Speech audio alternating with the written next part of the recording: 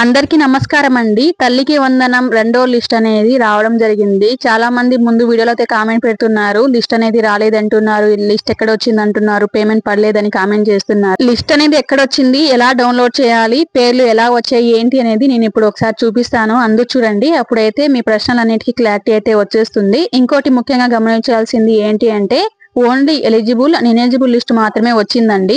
Amount ఇంకా ఎవరికి credit అయితే అవ్వలేదు. రేపైతే అమౌంట్ అనేది అందరికి జమ అవ్వడం జరుగుతుంది. ఈ లిస్ట్ ఎలా చూసుకోవాలి ఏంటి అనేది ఒకసారి చూపిస్తాను. అందరూ చూడండి. చాలా మంది వెల్ఫేర్ ఇంకా లిస్ట్ రాలేదని అంటున్నారని కొంతమంది కామెంట్ అయితే పెడుతున్నారండి. లిస్ట్ రాకుండా నేనేం ఊరికే చెప్పను. వీడియో కోసం నాకేం అవసరం లేదండి. చాలా మంది ఎదురు చూస్తున్నారు సెకండ్ లిస్ట్ లో ఎలిజిబుల్ లిస్ట్ లో మా పేరు వస్తుందా లేదా అనేసి. సో దానికోసమే నేను వీడియో అయితే చేశాను. లిస్ట్ అనేది నేను చెప్పిన ప్రాసెస్ లో మీరు ఒకసారి చూసుకున్నట్లయితే మీకే క్లారిటీ వస్తుందండి, కొత్తగా పేర్లు యాడ్ అయ్యాయా లేదా అనేసి. వీడియో పూర్తిగా చూడండి. వీడియో నచ్చితే తప్పకుండా లైక్ ఇచ్చి మీ ఫ్రెండ్స్ అండ్ ఫ్యామిలీకి తప్పకుండా షేర్ చేసి, కొత్తగా ఎవరైనా చూస్తుంటే మా ఛానల్ సబ్స్క్రైబ్ చేసుకోండి. ఈ లిస్ట్ అనేది నార్మల్ గా సిటిజన్ చూసుకోవడానికి కుదరదు. ఓన్లీ వెల్ఫేర్ లేదా డిఏ కి మాత్రమే లాగిన్స్ అనేవి ఉంటాయి. వాళ్ళ లాగిన్ లో మాత్రమే డౌన్లోడ్ చేయగలరు. ఇప్పుడు నేను ఒకసారి వెల్ఫేర్ లాగిన్ లో ఎలా డౌన్లోడ్ చేసుకోవచ్చు, ఎలిజిబుల్ ఇనెలిజిబుల్ లిస్ట్ అనేది చూపిస్తాను చూడండి. ఫస్ట్ అయితే క్రోమ్ ఓపెన్ చేసి అందులో NBM అని సెర్చ్ చేస్తే ఫస్ట్ సైటే వస్తుంది. ఆ సైట్ క్లిక్ చేయగానే డాష్ బోర్డ్ ఈ విధంగా చూపిస్తుందండి.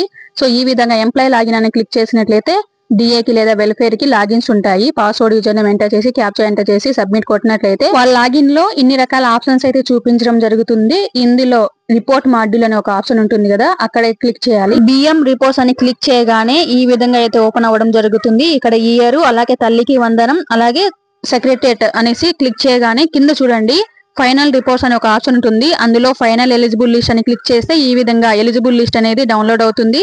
అండ్ ఫైనల్ ఇనెలిజిబుల్ లిస్ట్ అని కొట్టగానే ఇనెలిజిబుల్ లిస్ట్ అనేది కూడా డౌన్లోడ్ అవ్వడం జరుగుతుంది. ఈ విధంగా డౌన్లోడ్ చేసుకోవచ్చండి. ఇది తల్లికి వందనం ఫస్ట్ లిస్ట్ కదా, మళ్ళీ డౌన్లోడ్ చేస్తే అవే వస్తాయి కానీ వేరే పేర్లు ఏమొస్తాయి అనుకుంటారు చాలా మంది. కానీ మీకు తెలుసో తెలియదో ఈ లిస్ట్ లోనే, అంటే పాత లిస్ట్ అనమాట. ఈ లిస్ట్ లోనే అక్కడక్కడ కొన్ని ఇంగ్లీష్ పేర్లు ఉన్నాయి, తెలుగు పేర్లు కూడా ఉన్నాయి. నేను చెప్పేది నమ్మకుంటే ఒకసారి పాత లిస్ట్ తీసింటారు కదా, ఫస్ట్ తల్లికి వందనం రిపోర్ట్, ఎలిజిబుల్ ఇనెలిజిబుల్ రిపోర్ట్ అని తీసింటారు కదా, ఇది ఒకసారి డౌన్లోడ్ చేసి ఇది కూడా ఒకసారి ప్రింట్ తీసుకొని చూడండి. కౌంట్ ఖచ్చితంగా పెరిగి ఉంటుంది. సో లిస్ట్ అయితే సపరేట్ గా ఇవ్వలేదండి, సెకండ్ లిస్ట్ అని అట్లా ఏమి ఇవ్వకుండా నార్మల్ గా ఫస్ట్ ఎలిజిబుల్ లిస్ట్ ఇచ్చారు కదా, అందులోనే కొన్ని పేర్లు అక్కడక్కడ యాడ్ అయ్యి ఇచ్చారు. ఇక్కడ చూడండి, కావాలంటే అక్కడక్కడ ఇంగ్లీష్ పేర్లు కనిపిస్తున్నాయి. ఇవన్నీ 1వ తరగతి, ఇంటర్ ఫస్ట్ ఇయర్ జాయిన్ అయిన పిల్లలవి. అలాగే తల్లికి వందనం సంబంధించి 2 పిల్లలు ఉంటారు, ఒక పేరు అప్పుడు వచ్చి ఉంటుంది, ఇంకో పేరు కూడా ఆ పేరు కింద యాడ్ అవ్వడం జరుగుతుంది. అంటే 2 పిల్లల పేర్లు ఎలిజిబుల్ లిస్ట్ లో వచ్చేసి ఉంటాయి. కాకపోతే నేను గమనించింది ఏంటి అంటే ఆల్రెడీ ఒక బిడ్డకి అయితే డబ్బులు పడిపింటాయి, ఇంకో బిడ్డకి పేరు వచ్చినప్పుడు ఇన్యాక్టివ్ అని చూపిస్తుంది లాస్ట్ లో. కానీ ఆధార్ సైట్ లో చెక్ చేస్తే వాళ్ళు యాక్టివ్ అని చూపిస్తుంది. అంటే NPC లింక్ అనేది యాక్టివ్ లో ఉందని చూపిస్తుంది. అలాంటి వాళ్ళు కంగారు పడాల్సిన అవసరం అయితే లేదండి. లిస్ట్ లో ఇన్యాక్టివ్ వచ్చినా మీరు ఆధార్ సైట్ లో ఒకసారి చేసుకుని NPC లింక్ అనేది యాక్టివ్ లో ఉన్నట్లయితే మీకు ఖచ్చితంగా డబ్బులు అనేది రేపు పడడం జరుగుతుంది. అంతేకాకుండా గ్రీవెన్స్ పెట్టింటారు కదా, ల్యాండ్ ప్రాబ్లమ్, ఇన్కమ్ ట్యాక్స్, అలాంటి పేర్లు కూడా యాడ్ అయ్యాయండి.